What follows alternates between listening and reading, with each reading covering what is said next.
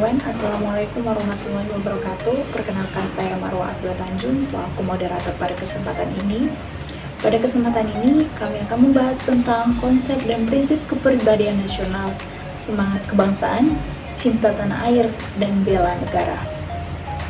Saya di sini tidak hanya sendiri, tetapi ditemani oleh rekan-rekan saya, yang mana mereka akan menyampaikan materinya masing-masing.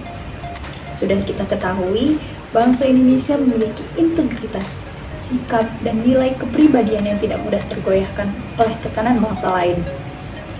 Karena bangsa Indonesia sendiri memiliki harga diri untuk tidak mudah tergoyahkan, karena hal-hal yang bisa berbau negatif dapat membuat harkat dan martabat yang menjadi goyah.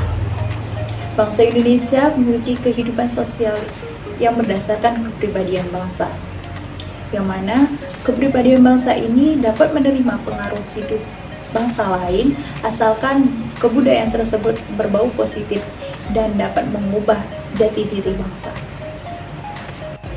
Dan untuk itu kita harus mengetahui bagaimana sih latar belakang atau paham apa saja yang harus kita ketahui mengenai hal tersebut. Pemateri pertama yaitu Saudari Mutiara Nabila akan memaparkan materi tentang latar belakang kemajemukan bangsa Indonesia. Kepada Saudari Muti, kami persilahkan.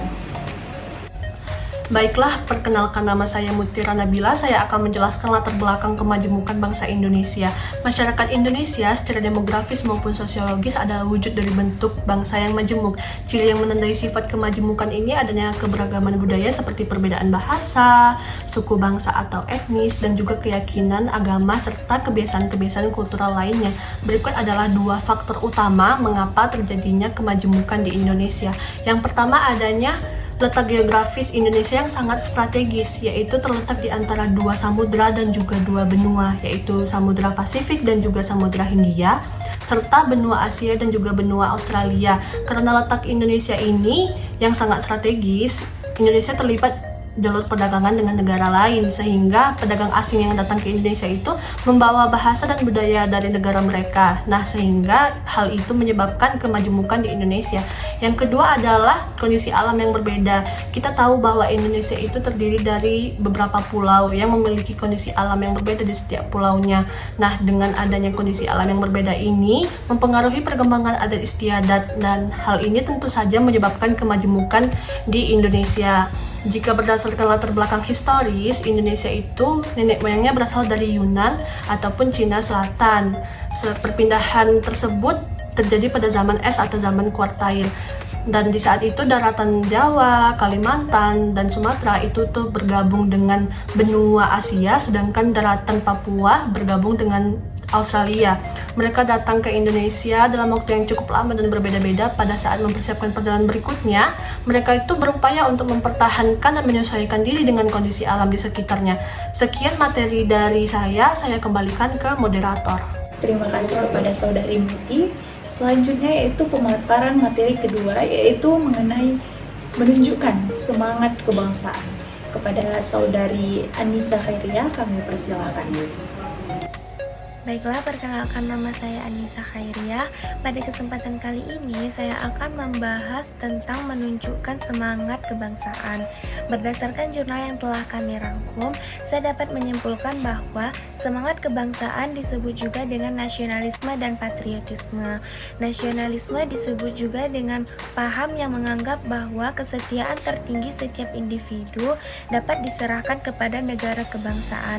Sedangkan patriotisme merupakan sikap dan perilaku seseorang yang penuh semangat, rela berkorban untuk kemerdekaan, kemajuan, kejayaan, dan kemakmuran bangsa. Adapun beberapa cara untuk menunjukkan sikap semangat kebangsaan adalah yang pertama cinta tanah air, yaitu dengan cara menjaga kelestarian lingkungan serta mencegah terjadinya pencemaran lingkungan. Yang kedua, membina persatuan, yaitu dengan menjalin persahabatan antar suku bangsa, kemudian mempelajari budaya dan memahami budaya daerah lain. Yang ketiga yaitu rela berkorban menahan diri untuk tidak berbuat sesuatu yang merugikan bangsa dan negara. Yang keempat, memperkaya pengetahuan budaya dalam mempertahankan negara kesatuan Republik Indonesia, yaitu dengan kesiapan sumber daya manusia, terutama kesiapan dalam pengetahuan dan kemampuan yang dimiliki. Yang kelima, senantiasa menerapkan sikap dan perilaku menjaga kesatuan negara kesatuan Republik Indonesia, yaitu dengan menjaga wilayah dan kekayaan tanah air Indonesia, artinya menjaga seluruh kekayaan alam yang terkandung di dalamnya. Kemudian menghormati perbedaan suku, budaya, agama, dan warna kulit. Demikian materi yang dapat saya sampaikan, saya kembalikan kepada moderator. Terima kasih atas pemaparan materi dari Saudari Nisa, yang mana kita sudah mengetahui bagaimana sih cara menunjukkan semangat kebangsaan. Selanjutnya kita harus mengetahui bagaimana sih paham yang bertentangan dengan nasionalisme. Berikut ini akan dipaparkan oleh Saudari Putri. Kepada Saudari Putri kami persilahkan. Selamat pagi buat kita semua. Perkenalkan, nama saya Putri Claudia Situmorang. Saya sebagai pemateri ketiga. Di sini saya akan menjelaskan mengenai paham yang bertentangan dengan nasionalisme. Nasionalisme adalah paham yang menciptakan dan mempertahankan kedaulatan sebuah bangsa dengan mewujudkan satu konsep identitas bersama untuk sekelompok manusia yang mempunyai tujuan atau cita-cita yang sama dalam mewujudkan kepentingan bangsanya. Termasuk nasionalisme adalah rasa ingin mempertahankan bangsanya, baik dari ranah eksternal maupun internal. Untuk mempertahankan keutuhan negara, salah satunya adalah dengan menjaga persatuan atas segala perbedaan yang ada. Ada beberapa paham yang bertentangan dengan nasionalisme, yaitu sukuisme, chauvinisme, primordialisme, dan ekstremisme. Sukuisme adalah paham yang mengagung-agungkan suku bangsa sendiri dan tidak menghargai suku bangsa lain. Primordialisme adalah paham yang memandang daerah asalnya lebih baik dari daerah lain. Dalam KBBI, primordialisme diartikan sebagai pandangan yang memegang teguh hal-hal yang dibawa sejak kecil, baik tradisi, adat istiadat, kepercayaan, maupun segala sesuatu yang ada di lingkungan pertamanya. Chauvinisme adalah paham yang mengagung-agungkan bangsa atau negara sendiri dan memandang rendah bangsa lain. Chauvinisme mengakibatkan penjajahan dari satu bangsa ke bangsa lain. KBBI mengartikan chauvinisme secara singkat dengan sebuah kecintaan terhadap tanah air yang berlebihan.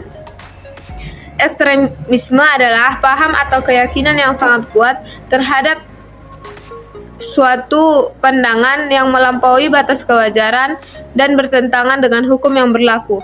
Berdasarkan KBBI, ekstremisme adalah keadaan atau tindakan menganut paham ekstrem berdasarkan pandangan agama, politik, dan sebagainya.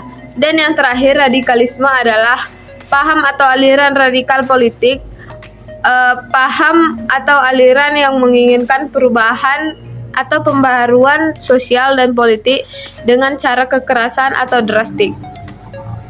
Sekian materi yang dapat saya sampaikan. Baik, terima kasih kepada Saudari Putri yang telah memaparkan materinya. Selanjutnya itu materi terakhir, yaitu pengamalan nilai-nilai cinta tanah air yang akan disampaikan oleh Saudari Seser. Kepada Saudari Seser kami persilakan. Perkenalkan, nama saya Cesar Novlina Purba dengan NIM 12331111010. Pada kesempatan kali ini, saya akan menjelaskan tentang mengamalkan nilai-nilai yang berkaitan dengan rasa cinta tanah air. Berdasarkan jurnal dan juga buku yang saya baca, cinta tanah air adalah mengenal dan juga mencintai wilayah nasionalnya, sehingga selalu waspada dan siap membela negara dan bangsa dari segala ancaman, tantangan, dan hambatan yang dapat membahayakan kelangsungan hidup dari suatu bangsa dan suatu negara. Melalui nilai sila Pancasila, kita dapat mengamalkan ataupun menanamkan rasa cinta tanah air, dimulai dari sila pertama, yaitu nilai ketuhanan yang Maha Esa, di mana kita sebagai umat beragama dituntut untuk hidup bertoleransi dan juga rukun, walaupun berbeda keyakinan. Kita juga tidak boleh memaksakan keyakinan kita kepada orang lain. Yang kedua, ada nilai kemanusiaan yang adil dan beradab. Manusia menurut kodratnya sudah dilahirkan sebagai makhluk sosial dan juga makhluk individu.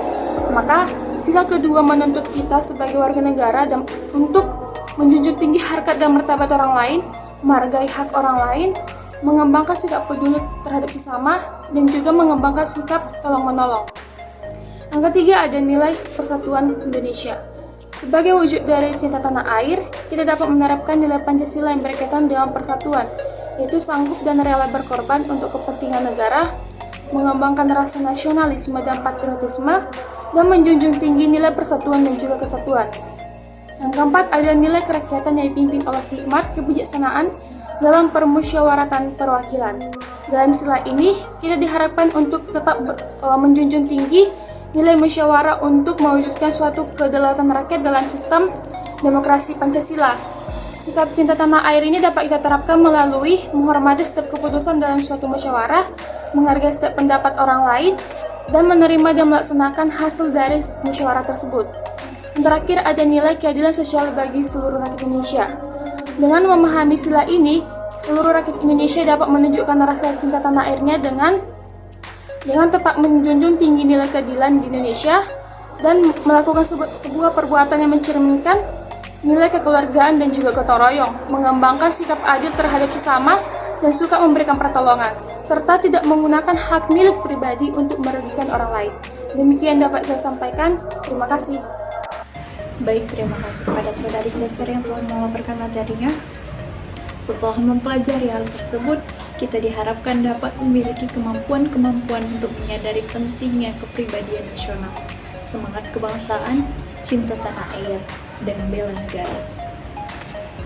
Baik, terima kasih kepada saudari Cesar yang telah memaparkan materinya. Setelah mempelajari hal tersebut, kita diharapkan dapat memiliki kemampuan-kemampuan untuk menyadari pentingnya kepribadian nasional, semangat kebangsaan, cinta tanah air, dan bela negara. Yang mana cinta tanah air harus dimiliki pada setiap warga negara Indonesia. Setidaknya, hal tersebut tidak berdampak besar dalam perubahan global pada saat ini. Dari pemaparan tersebut dapat kita simpulkan bahwa Indonesia dikaruniai sebagai sebuah bangsa yang kaya akan keberagaman. Meskipun begitu, dalam interaksi sehari-hari yang ditonjolkan adalah persatuan, bukan keberagaman yang malah tingkatan itu dapat membuat perpecahan sesama anak bangsa. Yang kedua yaitu elemen bangsa Indonesia meskipun sama, tetapi memiliki karunia yang berbeda-beda. Misalnya tingkat pendidikan atau keahlian. Meskipun begitu, perbedaan ini justru digunakan untuk meningkatkan persatuan. Mungkin hanya ini yang dapat kami sampaikan, kurang dan lebih mohon maaf. Wabillahi taufiq wal hidayah. Wassalamualaikum warahmatullahi wabarakatuh.